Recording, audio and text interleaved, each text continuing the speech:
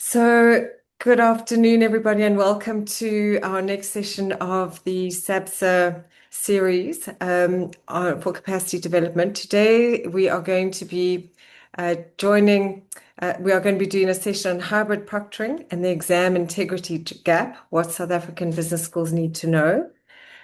As online and hybrid delivery continue to expand, business schools are being asked to think very carefully about how we protect academic integrity, support our student trust, reduce faculty workload, and maintain confidence in the quality of our assessments. So it's not simply a technology conversation, it's a conversation about standards, fairness, access, and institutional readiness. Today's session, we're going to focus on the practical questions that business schools need to consider when thinking about online assessment integrity, AI-assisted monitoring, live review, exam bank protection, and scalable proctoring models. So we're pleased to welcome experts in this field. Govtek Technologies is the regional representative for Honorlock, and they're going to lead today's discussion. Our first speaker is Faizal Ladha. He's the CEO of Govtek Technologies. He's an entrepreneur and an educational technology leader with more than 3 decades of experience across Africa. As the CEO of Govtek Technologies, he focuses on platform and content solutions for tertiary education and has recently secured Govtek's exclusive sub-Saharan African partnership with Honorlock, bringing AI-powered assessment technology to universities across South Africa, Kenya, and the broader continent. His career includes leadership roles across several edtech ventures, most notably as CEO of Future Kids, where he implemented technology programs in more than 200 schools and reached over 100,000 students. He's passionate about making quality education technology accessible, scalable, and relevant in the African context. We're delighted to welcome you today, Faizal. Over to you. Thank you, everybody. Thank you, Anne. That's a glowing introduction.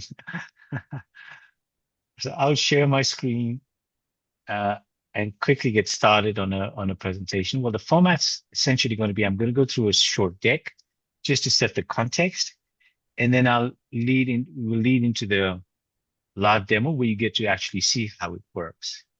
So thank you everybody for making the time today. As Anne mentioned, I'm Faizal Ladha, the CEO of Govtek. We're the Honorlock's authorized partner in Sub-Saharan Africa. I have the Govtek team online, and we also include Ben Mayfield, who's the Honorlock solution engineer from the US, and John Floyd, who's our vice president for Honorlock. And Ben will take you through the live demo today. So over the next few minutes, I want to challenge one assumption, that AI on its own is enough to protect the integrity of your exams. It isn't. The institutions getting this right are pairing AI with trained live human proctors who review flags in real time.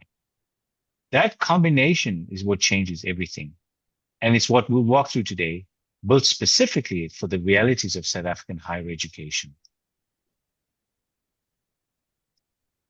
Right, so quick mention of who we are, and has given us a brief bio, but as Govtek, in addition to Honorlock, we're also a Lenovo Platinum partner and one of only 6 strategic Lenovo education partners in South Africa, dealing with a whole stack of education solutions. We also represent Cortex, our digital textbook platform, and we provide on-the-ground support for all our partnerships. So let me start with the why. The way we teach and assess has changed completely. Online and hybrid exams are now permanent. They're not a pandemic hangover anymore. But most proctoring tools were built for one narrow job, which is to catch cheaters. That made sense 10 years ago. It doesn't anymore. Today, you're balancing integrity with student well-being, accessibility, and the workload on your academic staff. So a tool that only focuses on catching cheaters ignores 3/4 of that equation. And that gap is exactly what we're here to close today. So when a vendor defines academic integrity as simply catching cheating, the entire exam experience pays for it. And these are the 6 places it shows up. For students, it's invasive, it spikes anxiety, and it often isn't accessible for those who need accommodations. For the institution, the tools are distracting, they're hard to use, and support is poor when something goes wrong mid-exam. Every one of these carries a real cost in student complaints, in disputed results, in wasted staff time. So this is how Honorlock redefines integrity, not as a trap to catch cheaters, but as protecting the whole testing experience. That means 3 groups win at the same time. Students get a calmer, fairer exam, faculty get their time back, and the institution protects both its reputation and the credibility of its results. And the engine underneath all of it is the same: AI and live proctors working together. Hold on to that idea. The next few slides will show you exactly how it works in practice. So I want to be clear up front. We're not here to tell you you've made the wrong choice. South African universities have led the continent in adopting remote supervision, and that's something to be really proud of. But here's what we consistently hear from institutions running AI-only tools. Your lecturers still spend hours reviewing flag sessions. The AI generates alerts, but the burden of judging them lands entirely on the faculty. And honestly, if faculty can't find the time to review each flag, that is wasted investment. False positives erode trust. A student glances at permitted scrap paper, or a family member walks past and it's flagged. The evidence is snapshots, not continuous video. So context goes missing. And critically, AI watches the student, but never goes looking for your exam questions leaking onto the web. This is the heart of it. On the left is what AI-only proctoring actually delivers. On the right is what changes the moment you add live human proctors. AI only flags behavior, but nobody reviews it in real time. So false positives pile up, and your faculty become the review team after the fact. And with no live intervention, if someone is genuinely cheating, it simply continues to the end of the exam. Honorlock flips that. Live proctors review every flag immediately, dismiss the false positives before they ever reach your staff, and escalate only confirmed violation. Typically, 4 to 5 per 100 exams. If something needs addressing, a proctor pops into the exam in real time. Continuous HD recording gives full context, and students get 24/7 support in under 15 seconds. So let's put real numbers on what that means for your staff. On average, faculty spend 90% less time reviewing sessions, about 8.5 hours saved per course per semester. That's nearly 3 weeks of class time handed back to each lecturer. Here's why it's so dramatic. Picture one semester at a mid-sized institution, around 48,000 exam sessions. The AI flags thousands of moments. Live proctors review every one, intervene on hundreds via pop-in, and dismiss the vast majority of false positives before they go anywhere. So what actually reaches your faculty? 635 sessions. Only the proctor confirmed violation. That funnel from 48,000 down to 600 is the workload difference in one picture. So quick credibility check. This is Honorlock at scale. It was about 16 million plus exams supervised last year across more than 450 university and college customers. 97% of dishonesty cases flagged accurately. Students have support responding in around 15 seconds, and 99.8% of issues resolved on first contact. We're the #1 rated proctoring software in G2. And for your IT and security teams, this number stands out. A 780 bit site security rating, which is industry leading. And a 90% reduction in faculty review time. This isn't a startup experiment, it's a proven platform. So some of the institutions using Honorlock globally. And in South Africa, we have Sefako Mahato University that have been using it for quite a while already. Right, that's me. So let's see it in action. Enough slides. Let's show you the real thing. Then we'll walk you through 3 views: what the student sees during the exam, the dashboard your faculty work from, and live pop-in happening in real time. So I'll hand over to Ben for the live demo. Ben, Awesome. Thank you, Faisal. All right, so I'm going to share my screen here. let me stop sharing my screen. And while we're doing that, one thing that I do want to note, because I think that this really is critically important, is on the previous slide, when we talk about Honorlock by the numbers, right? 60 million exam sessions, the response rate from our support team, the contact to resolution rate, that doesn't just happen by accident, right? It's a very intentional investment that we make into our proctoring and support team. And I think that's really a credit and a result of our approach to academic integrity as a solution and really incorporating all of those key stakeholders into that workflow. So keeping the student at the center of everything that we do from a product standpoint, even in regards to how we curate those live proctor interactions in that environment, making sure that we're lowering test anxiety. The faculty side, ensuring that faculty have a targeted review of those sessions so you don't feel like you're wasting time when you're going in to look at or review these sessions, because ultimately we want you to be able to close the loop with a student regarding an incident that may have occurred within their exam session. We do see where that is going to be the biggest impact to really creating a culture of integrity across the institution. We also want to make sure that administration have access to data at an institutional level that allow the administration to understand where are we at when it comes to integrity and how can we strategically target departments, courses, or areas within our department to really provide additional resources or training or so that we're able to address those issues strategically and lower those cases of academic misconduct over time. Faisal, were you able to stop sharing your screen? I wonder if maybe I can force it here. Let's see. Desktop. Can everyone see my screen here? Yes. Perfect. Awesome.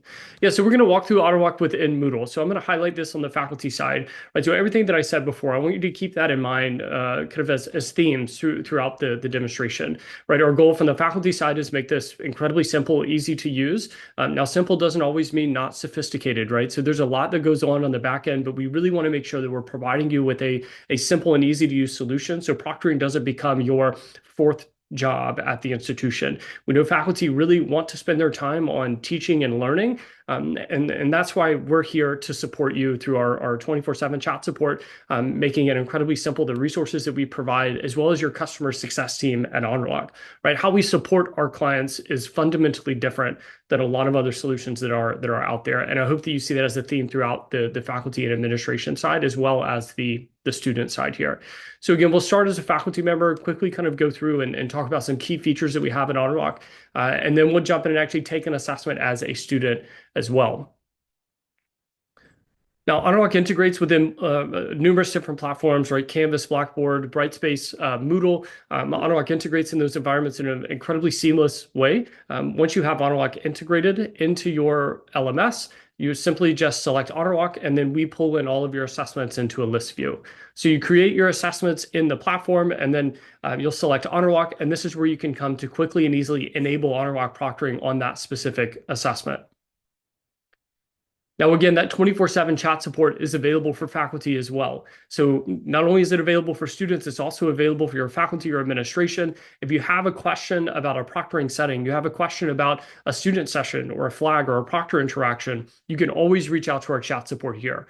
Our support goes really above and beyond just your typical, hey, I ran into a technical issue, I need to contact their support team. No, these are subject matter experts that can really help guide you, answer any questions you may have, or provide you with best practices or additional resources. So you just tell us where you're coming from, start the chat, and you're automatically connected to someone who can assist. Now, when we come into enable proctoring, we just click enable, and that brings us into our proctoring settings.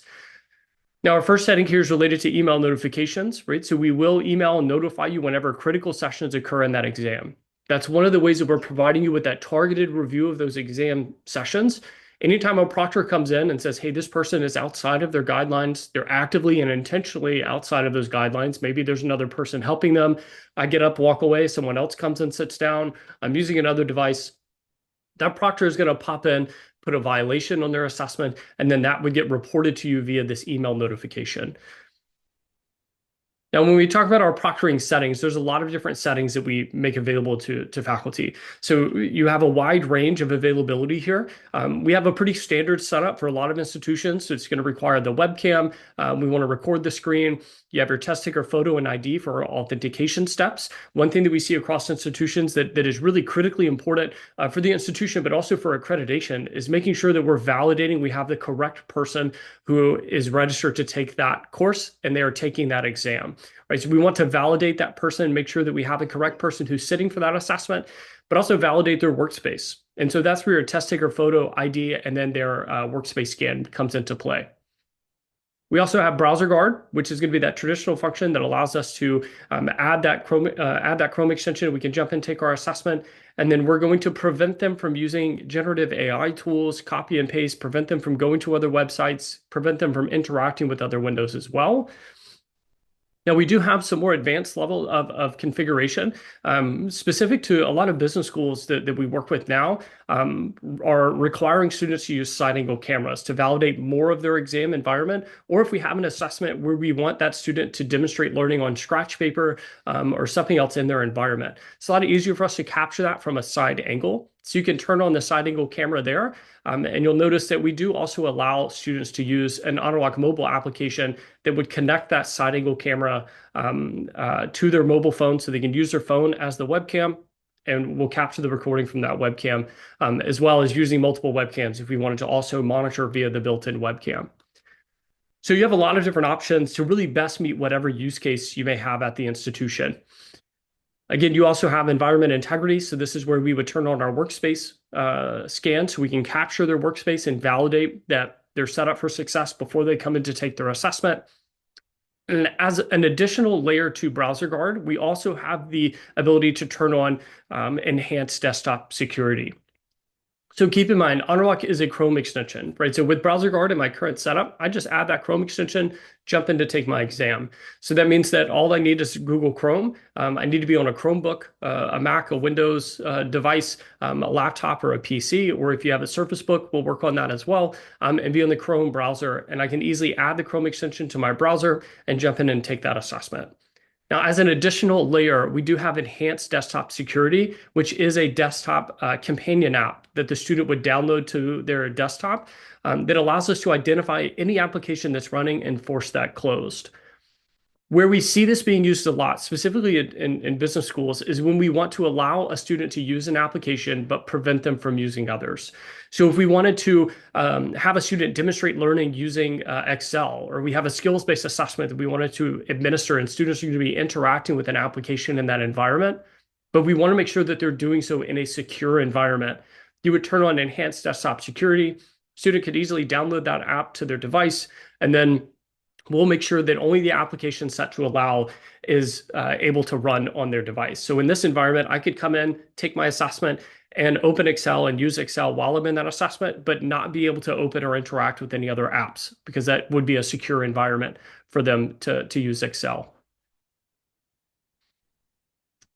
And we also have our test taker guidelines, right? So this is really critically important because this really affects how we monitor that exam environment and really goes to how we curate that live proctor interaction for the student, right? So in these test taker guidelines, these do affect how we monitor their environment. So if I said open book, notes, or scratch papers allowed, then we're not going to unnecessarily flag a student session if they're using these resources, looking down in their environment.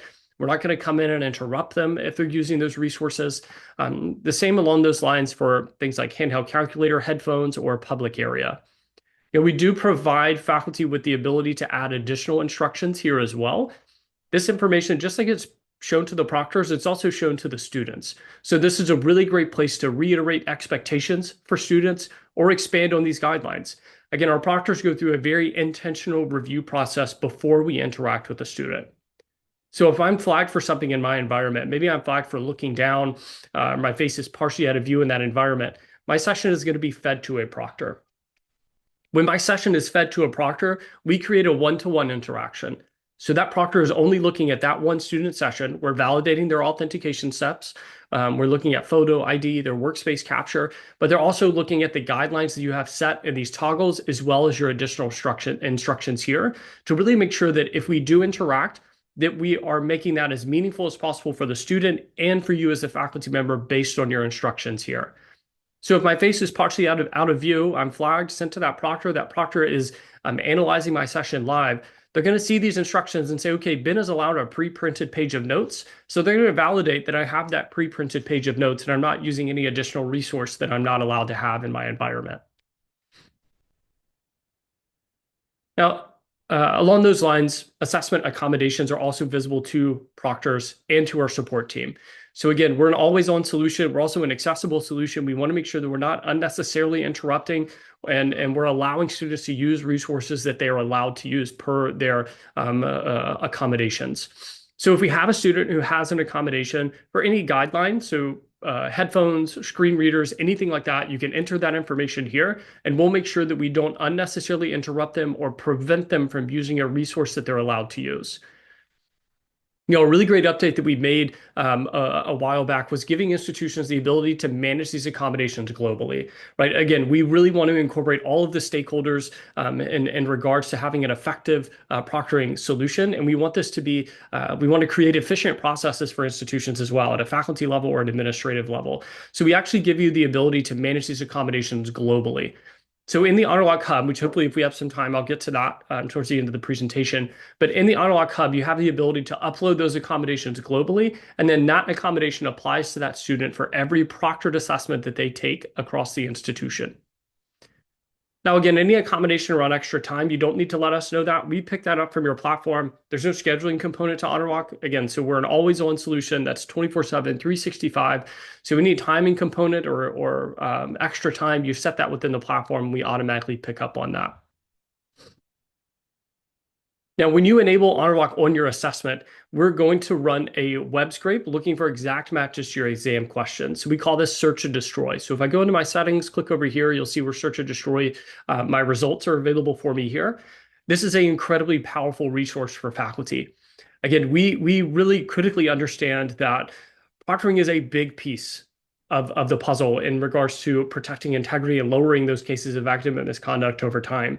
But it's not the only piece, right? Oftentimes when we're talking with faculty or talking with institutions, we always want to make sure that we are incorporating assessment design into that process as well, and making sure that our assessments are designed and engineered in a way that de-incentivizes those types of behaviors, right? And so we want to make sure that our content is as authentic as possible. And Search and Destroy does a really great job at giving you that view. So you're able to really see where your content is leaked online. We have a compromised item here, lets me know that this question is leaked to this website. You can click send DMCA takedown request or send takedown, and we're going to send a DMCA takedown request to this platform here and ask that they remove that content from that site. We also let you know if you have commonly found items. So these are going to be items that we find on more than 5 different platforms. We list those out and recommend that you change those questions. And we also have a category for unique items as well, letting you know, hey, these are unique. We don't find these anywhere on the web, and these are good to go. So it gives you a very strategic look at what your assessment content looks like, where that is leaked, and which questions we might need to change or adjust on our assessment.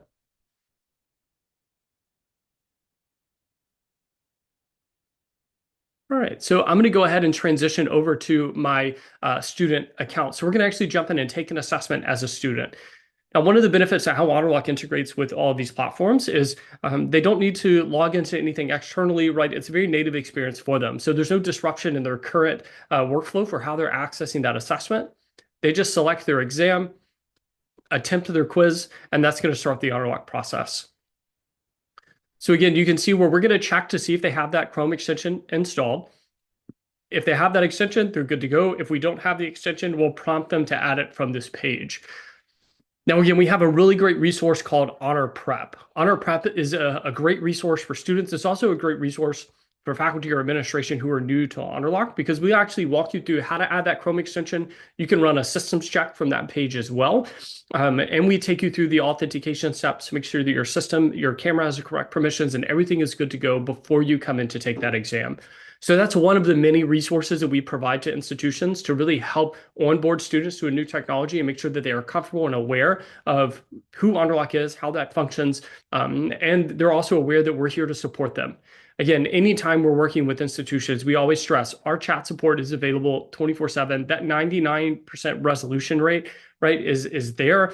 If they have a question, they run into an issue, they can hit our chat bubble there, let us know where they're coming from, and they're connected to someone who can assist.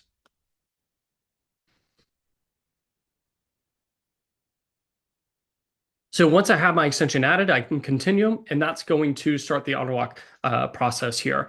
Now, we do give students the ability to change their language as well. So if we needed to translate any of these elements here, we could translate that information there. It'll translate all of the elements on my page into that specific language. It's also one of the benefits to our proctors interacting with students via chat and our support interacting via chat is we're able to support a multitude of different languages there for them. So here we can agree, continue to our systems check. So this is where we can run a systems check on our device and make sure that we're good to go. Now keep in mind, this is going to check my browser, again, make sure that I'm in Chrome, I'm good to go, my operating system, everything is up to date in our network. Now, one thing that I do want to call out here is Honorlock handles network events very differently than some other solutions that are out there. So our video recording, screen capture, all of those different elements are dynamic based on their network connection. So if we have students who have a poor bandwidth or a lower than the normal bandwidth within their session, we dynamically adjust the video recording quality based on their network connection while they're in that assessment. So if I start the exam and my network is great, we're capturing that live, full high definition recording of their screen and their webcam. And if at some point in that my network degrades at any point, and maybe I enter some lower bandwidth areas or my network is fluctuating, Honorlock may downgrade that recording quality and capture what we call fail-safe images at times as well, where we're capturing still images and analyzing those every few seconds. Keep in mind, as long as we can actively proctor and monitor their environment, they will be allowed to continue, right? So if my network drops below our suggested minimum speeds, I can still take my assessment. It's still proctored. Proctors can still interact. We may just be taking those fail-safe images every few seconds and analyzing those. Now, we do have a mobile app as well to make authentication a lot easier for students. Today, I'm going to show you this on my computer. So this is an option. They could use the mobile app to go through this workflow for their ID and their workspace capture there. Today, I'm going to go through my computer using my built-in webcam. You can see how that works. But we also present them with their guidelines that are listed here, and then we're going to review our authentication steps, and we can go ahead and begin authentication. Now, when we come in to start the authentication, again, the first thing that Honorlock does is check my browser. So we're going to identify any of these generative AI extensions that are used to screen record or capture your content. Student just needs to click a button to disable that. Then we present them with Browser Guard. We let them know what that is and how that functions. Our privacy details are here. And then we get into our facial detection. Keep in mind, Honorlock is not collecting biometric data. We don't use facial recognition. We're making sure that there's not multiple people, and we're capturing a clean still image of that exam taker. So we're using facial detection here. If there were multiple people in my environment, I would get prompted at that step, and we would say, hey, there's multiple people. You need to move to a more secure testing environment. Our next step during authentication is to make sure we have audio from our session. So we're going to speak, make sure that lights up green, and then we're able to select continue into our assessment. So the next stage here is reminding us that Honorlock is recording at this stage. We're going to launch our screen share. When I select share, now it's going to prompt me if I would like to use the mobile app. I could scan that QR code with the mobile application and then go through my authentication steps with the mobile app. I'm going to use my computer instead, so we can go through our ID validation here, where I select continue. I can just easily select use webcam here, and I'm going to hold my ID up into that box, and Honorlock is going to validate not only that my name matches the name within the platform, but we're also validating that there are consistent landmarks present on that form of ID. Now, again, if for some reason their ID fails, they can reach out to our chat support, and our support can come in and manually validate that student into the assessment in little to no time at all. So less than 2 minutes, they're in with our support and they're validated and on to the next step. Now, if we have these turned on, all of our authentication steps like room scan here, then we'll be prompted to secure our testing environment before we come in to take that exam. Now, our workspace check works a little bit differently than what you might expect, right? And I think that this does a really great job at highlighting really how intentional we are with our development process and making sure that we're providing students with an easy to use way or an easy to use platform to authenticate into that assessment, really considering their experience while also making sure that we're providing faculty and our proctors with more consistent and valid captures of their exam environment. So in a traditional room scan, you would think that we would prompt them to pick up their computer and spin that around. And if you're using a proctoring solution today and you are using room scans, one thing that you probably note is those room scans can be fairly inconsistent, right? You are really reliant on a lot of different factors. One is how fast the student's spinning their computer around. The other side to that as well is going to be the quality of the webcam and network connection there. And so we really wanted to make sure that we're able to capture that more consistently and with a higher degree of integrity, while also making that incredibly easy for the student. So in this, I'm not going to spin my computer around, but we do incorporate mobile devices into that workflow. So here, my built-in webcam is recording everything in my environment. Here, I just need to select that I'm taking this at a table or a desk. I'm only using resources that are allowed, and I can go ahead and select continue. Now, at this stage, we're going to prompt them to scan this QR code with their mobile device. Now, if they don't have a mobile device, they can click this link and submit a traditional room scan as well. But with my mobile device, I can scan this QR code there, and that's going to open an Honorlock web page on my device, and then I get a separate QR code on my screen. Again, the built-in webcam is validating this entire time while I'm also capturing my workspace with my mobile phone. So on this screen, it gives me specific instructions on how to capture that environment. I'm going to select Open Camera. And then I need to back up so that the QR code on my screen is within a certain size that I'm able to capture that environment. So here I can just back up in this environment, capture that QR code, and that's going to validate everything in my environment from my mobile phone capture while that built-in webcam is also recording. So we no longer have to unplug devices, remaneuver my workspace here, right? My built-in webcam is recording while I can easily come in, capture that image, and then I'm prompted to power this device off and place that out of reach. So once we get through our authentication, we can go ahead and start that assessment. Again, at any point in time, if a student has a question, they can reach out to our chat support. That chat support is also available while they're in the assessment as well. So if they have a question, they run into an issue or anything, they can always interact with our chat support here while they're in that exam.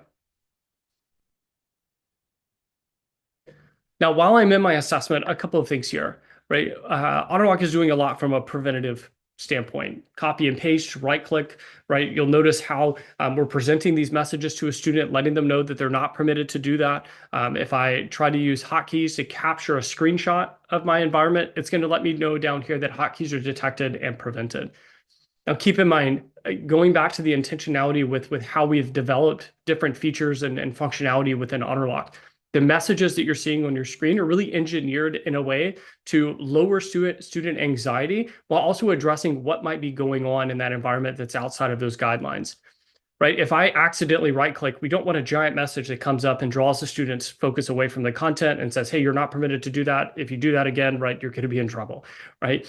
We use some soft messaging here, letting them know, hey, just a reminder, you're not permitted to do that in that exam environment. Because ultimately, we want to make sure that at no point in time is Honorlock raising anxiety levels for that student or in any way hindering their performance on the assessment, which is critically important. Now, again, in this environment, if I am trying to move my window out of the way, you'll see here, it lets me know that I can't click outside of that testing window. It snaps my window back to focus. Same with if I were to try to go to another website here, it lets me know that I'm not permitted to access that specific site. Now, there are a lot of flags that occur that aren't immediately visible to students in that environment, right? So you've seen a couple of those, right-click, copy and paste, attempt to click outside of my window. We're showing all of that to the student, telling them that they're not permitted to do that. These flags are also visible to you as a faculty member as well, right? So when we go into review that, you'll see where these flags occur. Now, with Honorlock, the AI flags that are occurring in that environment are important, but less important than the proctor added indicators. Again, anytime these flags are occurring, my session is being fed to a proctor. So for example, speech. I've been talking throughout this entire assessment, likely flagged for speech in that environment. My session's likely been fed to a proctor, and we probably have a proctor who's looking at our session now, but we're unaware that that proctor is there. And again, that's by design, right? We really want these interactions to be intentional. They're also curated in a way that doesn't create anxiety for a student, and we don't want to unnecessarily interrupt them. So if I'm just reading a question aloud, that proctor sees that session, they see that I'm just reading a question aloud and there's nothing else in my area, and I continue without any interruption. So as a faculty member, what that means is when you have flags and no proctor interaction, right, we know that it was likely environmental, right? So that's really where we're taking steps to provide you with that targeted review of those sessions. Whereas if I do something intentional here, like I obstruct my webcam, my session is going to be flagged for my face not being in view. You can see where Honorlock has now paused my screen and let me know that here. Now that proctor is also going to pick up that session and say, hey, I can't see them. I can't validate their environment. This is intentional. And they would pop in on that exam session and interrupt that session to guide them back to compliance. So you can see here where Honorlock paused my session, and we've got our proctor with us today. We have Grace with us this morning. So appreciate the time, Grace. Grace is one of our Honorlock proctors here. A question I get a lot as well is this a chatbot that we're putting them through? Nope, not a chatbot. Grace is a real person. Grace lives in beautiful South Florida. We're on with a lot of folks here, Grace, from South Africa as well. So Grace is a real person. Grace is great. She's going to walk us through exactly how she would interact with a student in that environment. Right. So notice the way that Grace addresses me. I can't see you clearly through the webcam. Can you remove anything that may be blocking that? Grace is not going to come in and say, hey, I saw you block your webcam with that ID card. I'm telling John, and you're getting a 0, right?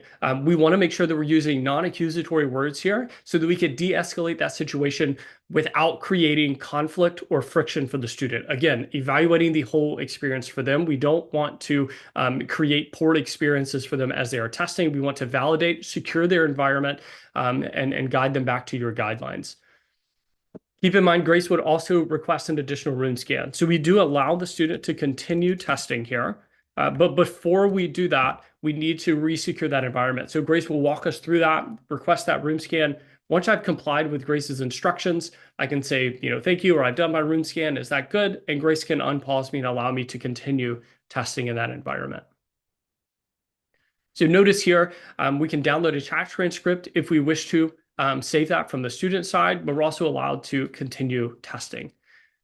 Now, what we don't see on the student side is Grace very likely just put a violation on my assessment. So on the student side, it's thank you for using Honorlock. I can continue taking my assessment, go ahead and submit and finish. They'll get a thank you for using Honorlock message here, and Honorlock automatically closes out of their device. Now, on the faculty side, so I'm transitioning back over into the faculty side of things here. I'll just refresh my Honorlock LTI page there. You'll notice now I have an action item list in my menu. So for that session where Grace likely put a violation, you would also have received an email notification letting you know that you have a critical session tied to that exam. Now, this is a really big piece to really ensuring that we're providing you with a targeted review so you have efficient processes for following up regarding these student sessions, and you're not wasting your time reviewing sessions that really aren't meaningful for you based on your guidelines. So when those proctors are actively filtering through that and they say, okay, here's one that I need to interact with, we're going to populate that session into an action item list for you. So you can see in my environment, I've got 15 sessions with violations. I have one session that requires review. Right, so that means that I've reviewed the other 14 and I need to review and validate follow-up with this one student. Right, so we want to create those efficient processes for faculty, create that targeted review at the exam level, but also within the session itself. Now, we do provide you with the ability to review all of those results. So I could come in, look at all results. If I wanted to filter these down to results that are more meaningful or flags that are more meaningful for me, I could hide sessions that I've reviewed. I could also configure these flag filters here to look for specific incidents that have occurred in those exam environments. We provide you with a filter list so you could curate these results based on your expectation. But keep in mind that Honorlock is really doing a lot of that lift for you by providing you with that action item list. So all of the sessions that are going to populate here are going to be ones that we recommend that you review and follow up and have that conversation with a student, right? Which, again, critically important to lowering cases of academic misconduct over time. So from our action item list, we could jump right into that session. Again, we really want to do a good job of curating or creating that targeted review for faculty. And again, that's done at the exam level, but we also want to do that within the individual session as well. So I want to take a minute here just to orient us on our screen, because there's a lot that you're probably seeing on your screen with different red, yellow, purple indicators there, as well as there's brackets and things in my event log. So I want to take a second, just explain the importance behind how we have developed our session viewer. So imagine for a second you have a 2-hour-long exam session or an hour-long exam session. Student comes in, they're taking that exam, and there's a 15-minute window for when they are outside of the guidelines. The proctor comes in and interacts, addresses that, and resecures that before we allow them to continue. We don't want you to feel like you have to watch the full 2 hours or the full hour of that exam session to capture the 3 minutes or the 30 seconds that are most actionable for you to capture and follow up regarding that student. Right. And so we've done several things to help draw your attention towards the part of the session that's most meaningful for you as a faculty member to come in and validate. Now, for me, this looks a little bit different because I have, all of these speech detected indicators during authentication, notes detected in frame, all kind of indicators that are placed here. Now, for you, this would be a little different, right? So you'd have an hour-long exam session. These violation brackets would be centered around where exactly in that exam session that violation occurred to really pinpoint your attention to where this purple indicator would be. So you would be able to come into that session, jump to that violation. You could click play down here. You could unmute that and listen to the audio from that session. But that indicator is placed right here and allows you to jump right to that point in time to when that violation was placed on their session.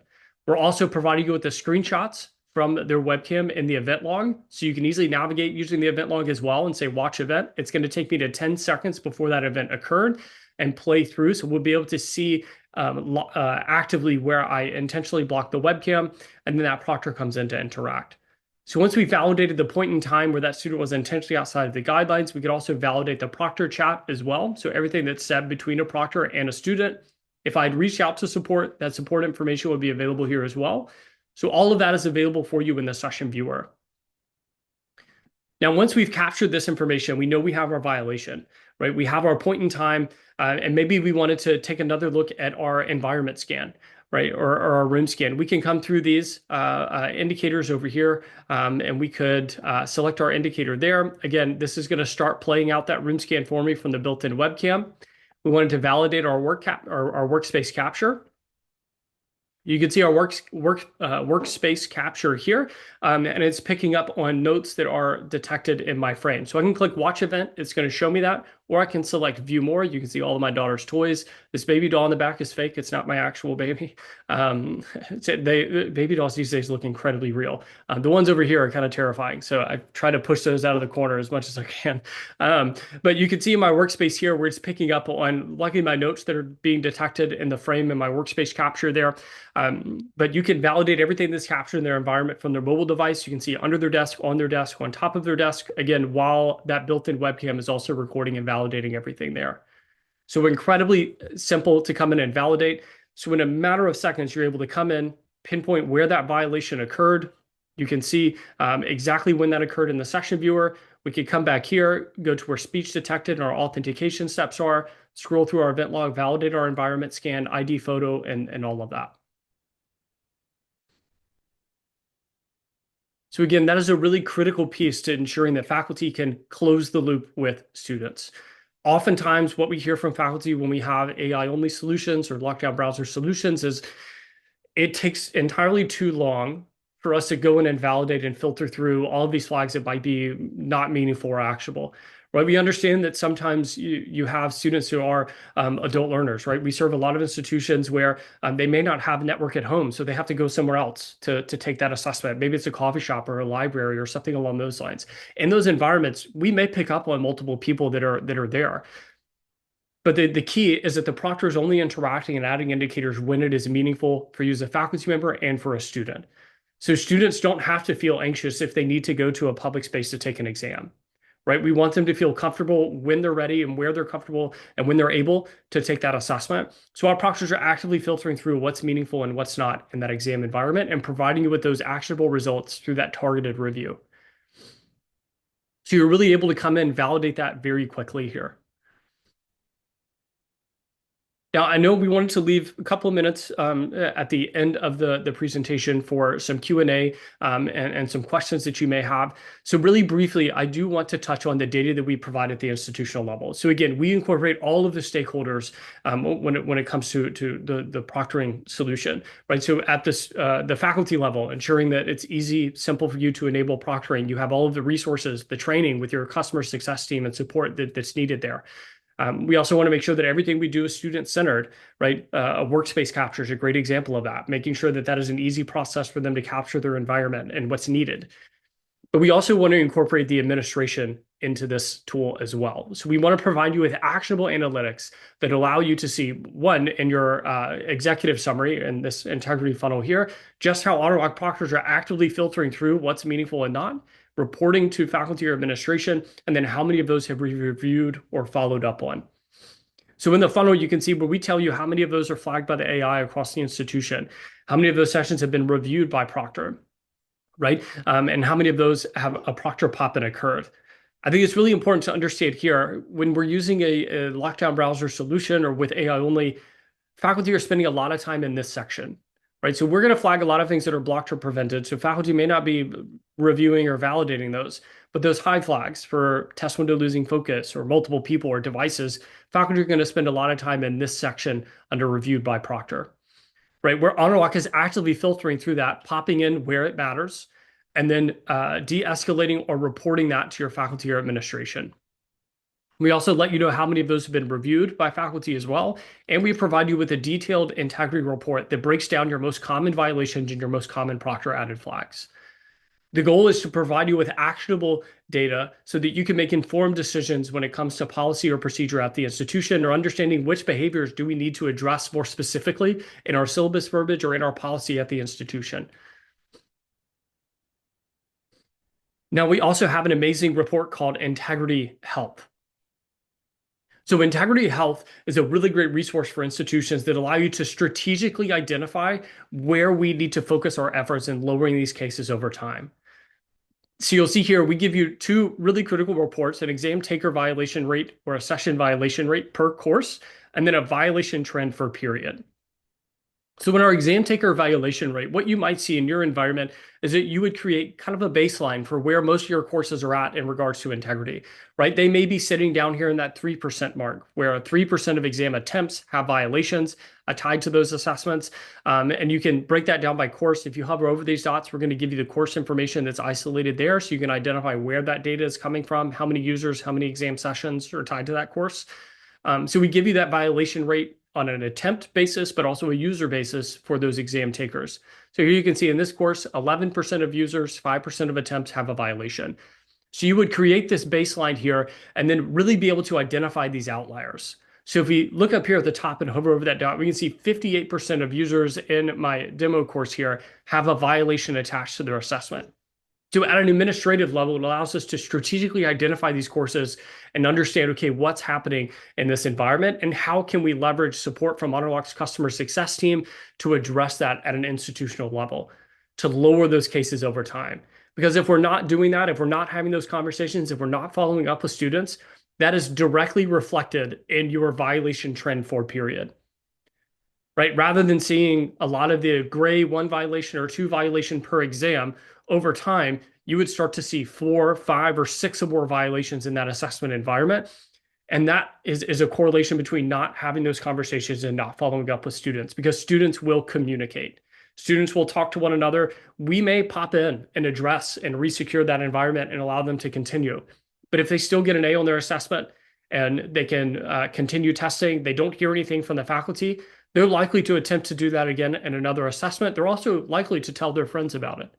And you can directly see that data correlated within the violation trend for periods. We can really see how in the data where the students are communicating and how that trend is being set over time. We also provide you with data around exam takers with violations as well.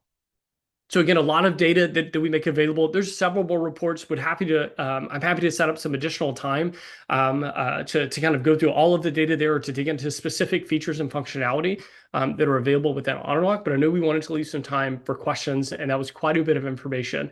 So I really appreciate the time with you all here, and I may turn it back over to Faizal or Anne.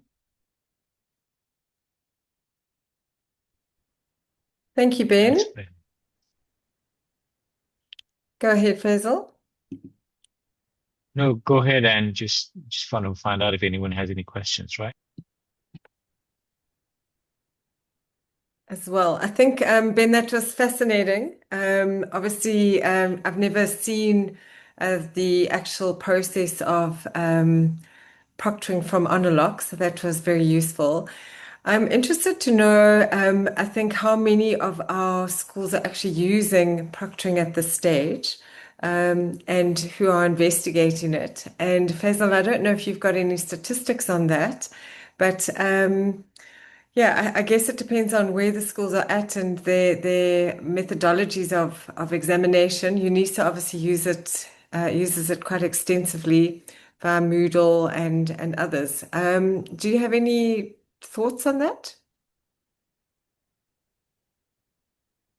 I do know that a lot of schools actually do use proctoring solutions, but from what I know, Anne, a lot of them are using AI solutions, and some are using multi-tool solutions to get the proctoring experience, right? So, the more tools you add, the more complex it gets, the more difficult it gets. People using responders and a proctoring solution and a whole bunch of other things. So I do know they use it.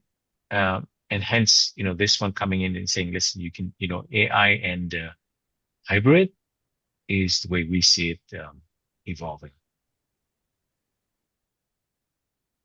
Are there any questions? John, do you have a question?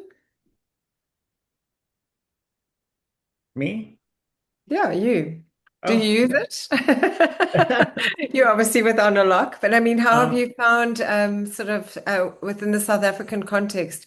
Obviously, we have bandwidth issues a lot of the time. Many of the students, depending on where they're at, I was quite interested to see Ben talking about, you obviously can take screenshots instead of the continuous streaming.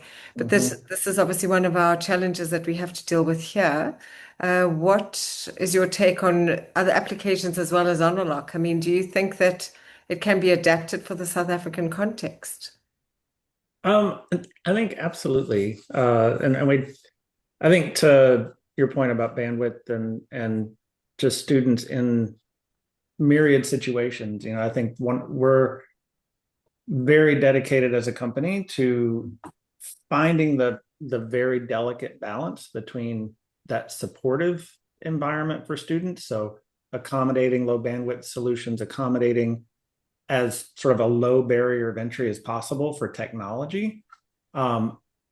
Also providing that supportive proctoring experience that's not accusatory, to make sure that we're not the reason that students are stopping out, dropping out. We want to support your effort to help as many students succeed as possible, while balanced against, we have to protect the academic integrity of your credential, right? We want to make sure that your schools have a great reputation, and all the schools that we support, that they have a great reputation for our students come out learning what we said that they would learn and having the skill sets that they said that they would have. And so that is really our focus, providing that more positive, supportive experience versus hey, we want to catch a bunch of cheaters. And, I don't think anybody wants to do that. Nobody wants to expel students or, visit harsh discipline upon them. And so we want to really focus on creating that, equal playing field for everybody. Those students who study really hard and are honestly performing all of their work, right? They should rise to the top. They should not feel that I did all this hard work and then there's other students that cheated that are right here alongside me, or maybe edging me out for some job or scholarship or other thing that I may have earned, but somebody else didn't. So Sure. And I mean, I think the other thing that I was considering is barriers to entry. You know, why are people not using the proctoring solution? I was chatting to Quibus. Quibus, I hope you're there. But I think he was saying at Boston they don't use proctoring at the moment. But I was trying to think of reasons why not. Quibus, have you Mhm. got a comment on that? Why do you not use hybrid proctoring at the moment? Maybe I should just qualify. Okay. It is, yeah, in undergrad, it is definitively used, yes. Um, in postgrad, or well, more so on the in my specific domain, in business management. In other words, the MBA and the PGDBA, we don't. Would you like to know why? Yes, we would. Yeah. That's why you're on the spot. Tell us why. Well, I guess with the advent of AI, well, not AI, but specifically generative AI that have taken over our lives in every facet and sphere that you can imagine, Mhm. and where we discovered, when we talk about the pre-GPT, post-GPT era, and the way in which we designed assessments pre-GPT, and considering our modality, you can appreciate that the guidelines for students needed to be very, very comprehensive.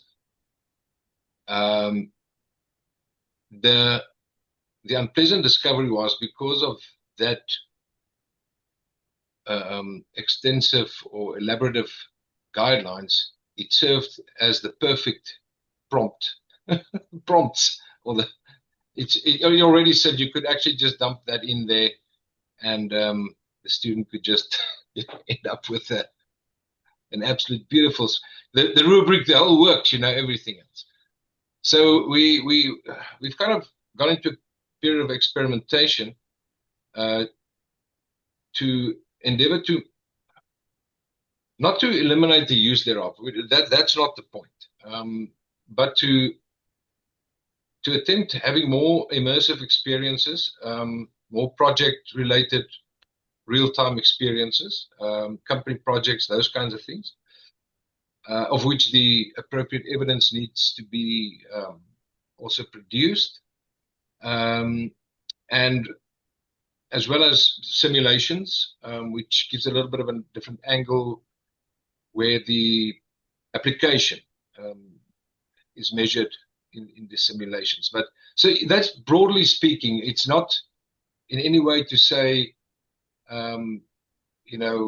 we won't.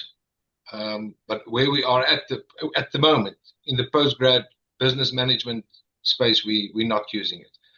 There's been a dramatic change in the way in which we assess. That's where we believe, because if we start out with the end in mind, in other words, how can a student demonstrate mastery of whatever? Let's say operations management as an example. That it needn't be in a 3-hour proctored session, because they cannot demonstrate application in that 3-hour space. Well, they can write or type or whatever, something from that comes to mind, and with open books and stuff like that. But and then this is perhaps very philosophical and maybe a discussion for another day. But the endeavor is to engage the heart, the hands, and the heart, the head, the hands, and the heart, all 3 modes of learning. That it's not just a cognitive exercise. So one would then rather send them on